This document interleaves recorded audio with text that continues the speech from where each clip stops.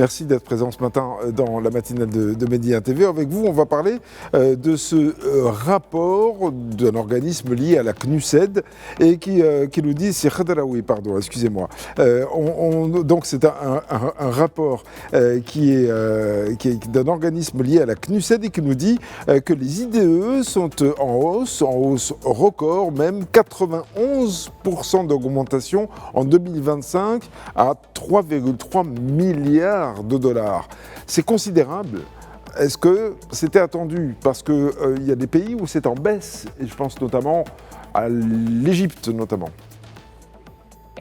Bonjour, c'est Rachid. Bonjour, chers téléspectateurs. Merci beaucoup de m'avoir invité à la matinale tout d'abord. Effectivement, c'est Rachid, vous avez tout à fait raison. C'est une conjoncture mondiale à travers le monde. Le nombre de projets, surtout dans le cadre du Greenfield, des IDE a baissé en termes de projets. Mais en termes de volume en milliards de dollars, il a augmenté de 2,2%. Ça, c'est à l'échelle mondiale. Effectivement, dans l'Afrique, l'Égypte a baissé, mais toutefois, l'Égypte, c'est 15 milliards de dollars cette année. Et il reste leader, et ça fait plusieurs années. Après, si on veut rentrer dans le détail plus tard, C'est négatif pour l'Afrique du Sud, en tout cas, ça c'est sûr. effectivement, le Maroc, il est classé septième sur le continent africain, mais on peut encore aller dans le détail. Vous allez voir que ce classement ne signifie en rien par rapport à la qualité et par rapport à la performance aussi réalisée cette année par le Maroc. Effectivement, ce qui est bien dans les IDE enregistrés dans chaque année, en fait, c'est pas le fruit du travail de l'année elle-même. En fait, c'est le travail de 3 4 ans, 5 ans auparavant. Donc, on ne fait que récolter le travail d'il y a 3 4 ans. Parce que c'est des négociations qui prennent du temps, c'est des installations, des mises en place pour convaincre les investisseurs et venir. Donc, effectivement, malgré une conjoncture qui est défavorable, c'est que récolter un travail qui était escompté plusieurs années auparavant. Oui. Ces IDE donc, sont les bienvenus, bien évidemment, au Maroc, mais après, il faut bien les utiliser quand ces investissements arrivent. Est-ce que entre l'intention et la réalisation, il y a une adéquation? Ça fait beaucoup de sions, mais la question mérite d'être posée. Déjà, tout d'abord, le chiffre qui est annoncé par la CNICEL, c'est un chiffre brut. Parce que le chiffre, il est un peu en dessous si on comptabilise, si on parle en matière de flux net, si on enlève, on soustrait la partie des investissements et cessions et rapatriement des capitaux, on est sur un chiffre quasiment juste de, je pense, 1,6 milliard. Maintenant, sur le chiffre réalisé, pour moi, euh, c'est le fruit de positionnement du Maroc dans certains secteurs qui se révèlent aujourd'hui porteurs, que ce soit en matière d'aéronautique, que ce soit en matière d'automobile, et surtout par rapport à certains investisseurs dans le secteur d'immobilier qui font toujours confiance à ce secteur au Maroc. Oui. Alors, vous qui êtes expert en investissement international et en développement des affaires, aujourd'hui, en juillet 2026, qu'est-ce qu'on peut dire des investissements directs étrangers? Alors, pas forcément en chiffres, bien entendu, mais la direction qu'ils prennent. Est-ce que ce sont les énergies renouvelables, les nouvelles technologies? Vers où sont dirigés les actuels investissements? Effectivement, le Maroc, on l'a remarqué il y a certaines années, et il a fait un certain pari. Euh, il n'est pas dans le produit pas cher. Le Maroc aujourd'hui se positionne comme une destination premium et il a de quoi se vanter. C'est une destination aujourd'hui, de par sa stabilité politique, de par sa position géographique, à côté d'un marché européen important et aussi à la porte de l'Afrique. On parle aussi d'une stabilité au niveau de la monnaie. Vous avez parlé juste à l'instant du rapport de Banque Maghreb. L'inflation aujourd'hui que connaît le monde et la résilience que connaît notre royaume aujourd'hui fait que euh, plusieurs investisseurs étrangers sont intéressés par le choix du Maroc. Imaginez qu'il y a quelques années, aucun investisseur étranger, surtout dans le secteur industriel, ne pouvait faire un benchmark ou dans la balance Maroc-Turquie. Mais aujourd'hui, face à une livre turque très instable et à un dirham qui reste stable par rapport face au dollar et à l'euro, aujourd'hui, plusieurs personnes mettre en balance entre investir dans ces deux destinations. Parce que généralement, quand on parle IDE, pour faire très simple, pour moi, c'est comme un investisseur qui est dans un avion et qui est là en train de regarder plusieurs territoires et il décide le territoire le plus approprié par rapport à son investissement. Et bien sûr, ces gens qui viennent investir chez vous, ils mettent du capital. Ils cherchent un rendement, ils cherchent aussi surtout à préserver ce capital.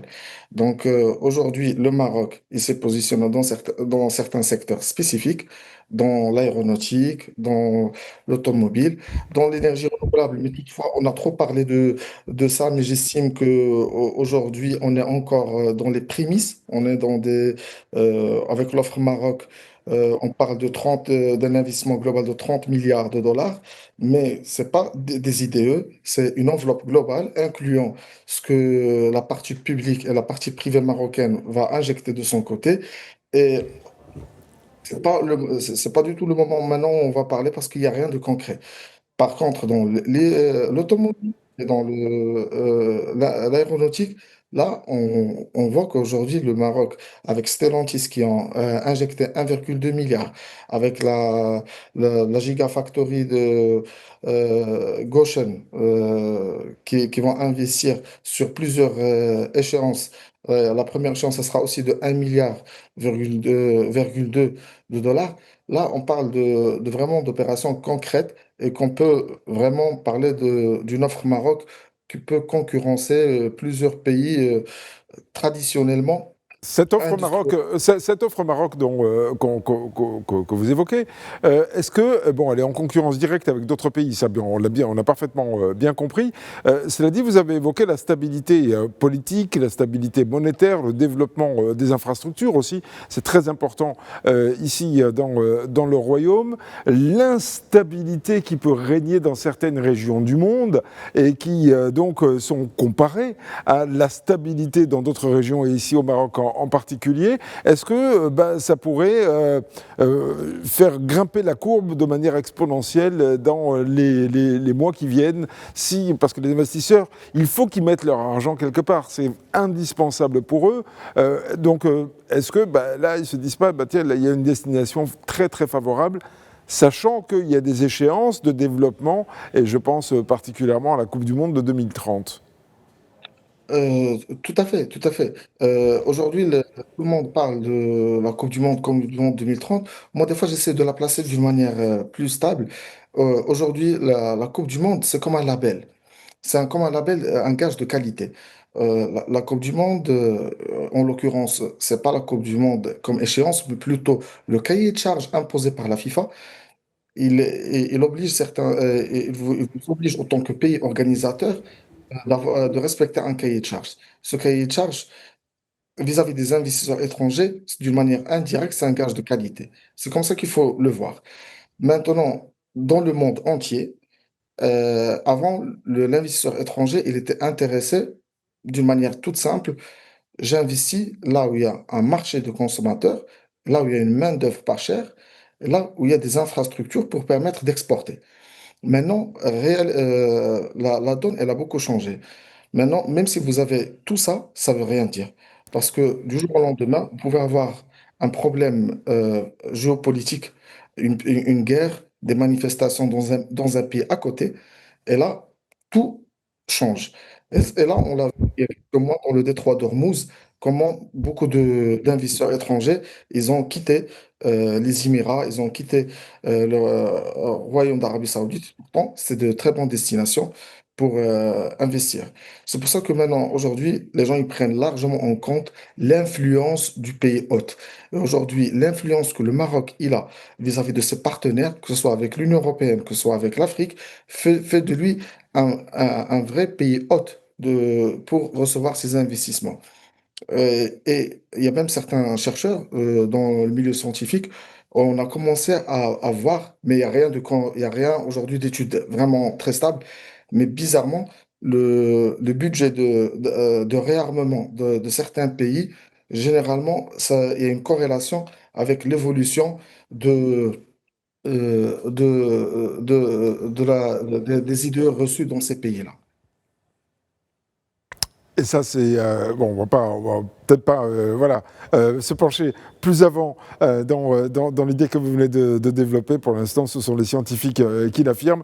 En tout cas, merci de nous avoir apporté cet éclairage, Ahmed Khadraoui, d'avoir été en direct, en plus avec nous dans la matinale. Je rappelle que vous êtes expert en investissement international et en développement des affaires. Merci encore. Excellente journée à vous et à très bientôt, on l'espère.